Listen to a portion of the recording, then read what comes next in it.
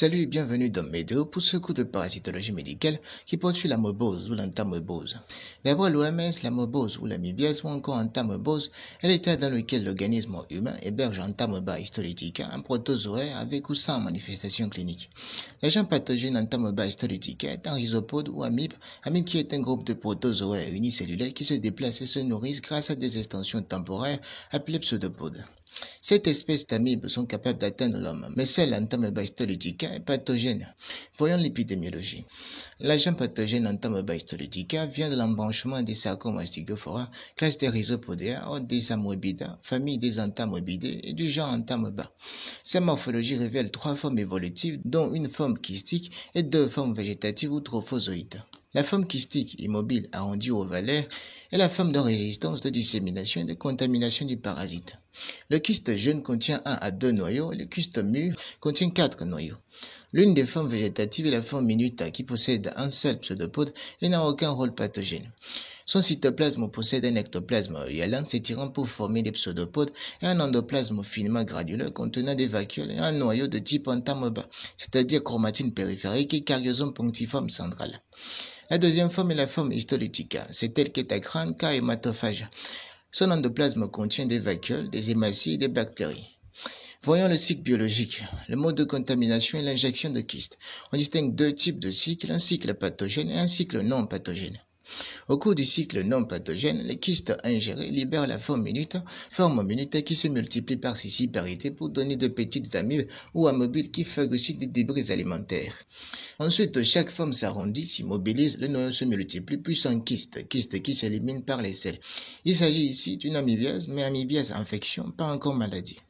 Au cours du cycle pathogène, sous certaines influences comme la baisse de la résistance de l'hôte, modification de la flore bactérienne, l'alcoolisme, la drogue, etc., les immunités grossissent, deviennent hématophages et agressent la muqueuse intestinale pour se nourrir des globules rouges. Il apparaît alors un abcès en bouton de chemise avec émission de mucus et de sang. C'est ce qui va être à l'origine de celle dite tricolore. Ici, il s'agit bien d'une amibiase maladie.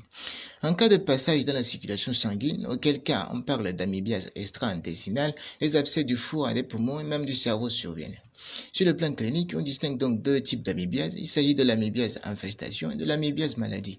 Amibiase infestation, il s'agit de l'amibiase à l'état asymptomatique. Le diagnostic peut être accidentel lors des tests de routine des selles. Cependant, il est important de reconnaître son potentiel de transmission et de prendre des mesures pour prévenir sa propagation. L'amibiase maladie peut exister sous 2 formes en fonction de l'état d'évolution du parasite. On distingue l'amebose intestinale qui est la forme la plus fréquente. Après l'exposition au parasite, il peut y avoir une période silencieuse qui peut durer de quelques semaines à quelques mois. Le début des symptômes peut être brutal ou suicider à des douleurs abdominales et ou à une diarrhée. Une fois que les symptômes se manifestent, le patient entre dans la phase d'état de la maladie. Cette phase est caractérisée par un syndrome dysentérique qui comprend douleur à titre de colique expulsive, ténesme qui est une sensation de constriction, de tension ou de brûlure vive au niveau de la région anale. Et enfin une diarrhée dont les selles sont souvent décrites comme afécales, ce qui signifie qu'elles ne ressemblent pas à des selles normales, mais plutôt à des écoulements gléro-mucopurulents. Elles peuvent également être striées de sang en raison de l'ulcération de la paroi intestinale causée par le parasite. Ces symptômes peuvent évoluer vers une hémorragie, une perforation intestinale et même une tumeur amibienne ou amoebome. Les autres formes d'amibiase maladie sont extra-intestinales. On distingue l'amebose hépatique, l'amebose pleuropulmonaire et d'autres localisations comme cérébrale, splénique, osseuse, cutanée et péricardique. L'amebose hépatique est la complication extra-intestinale la plus fréquente. Dans un premier temps, l'infection provoque une réaction inflammatoire dans le foie, mais il n'y a pas encore de formation d'abcès. Ce stade est qualifié de présuppuratif ou de préabsédation et est caractérisé par la triade de Fontan qui comprend une douleur de l'hypocondre droit irradiant vers l'épaule, une hépatomégalie douloureuse et une fièvre avec altération de l'état général. Maintenant, dans le stade suppuratif ou absédation, l'infection progresse et conduit à la formation d'abcès dans le foie.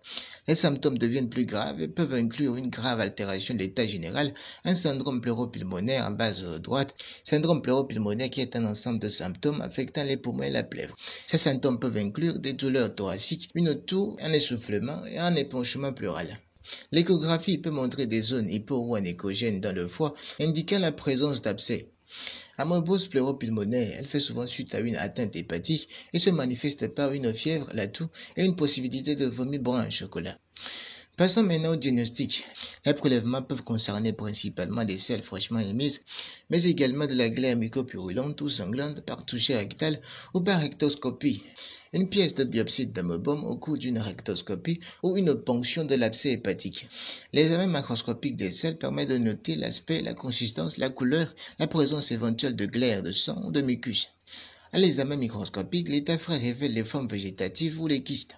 La coloration par le Lugol pour les kystes et le MIF pour les formes végétatives permet d'observer un noyau de type entamoeba qui est caractérisé par une membrane nucléaire fine tapissée de fins grandes de chromatine et un cariosome punctiforme central. Le diagnostic peut être immunologique à travers la détection des antigènes spécifiques et des anticorps. Le PCR intervient dans le diagnostic des amébiases à travers l'amplification génique sur les échantillons cliniques. L'anatomopathologie peut intervenir à travers l'observation des lésions tissulaires. Le diagnostic des amébiases peut également faire appel à l'imagerie médicale à travers l'échographie, la tomodensitométrie ou le scanner dans le but de dépister une amoebose extra-intestinale.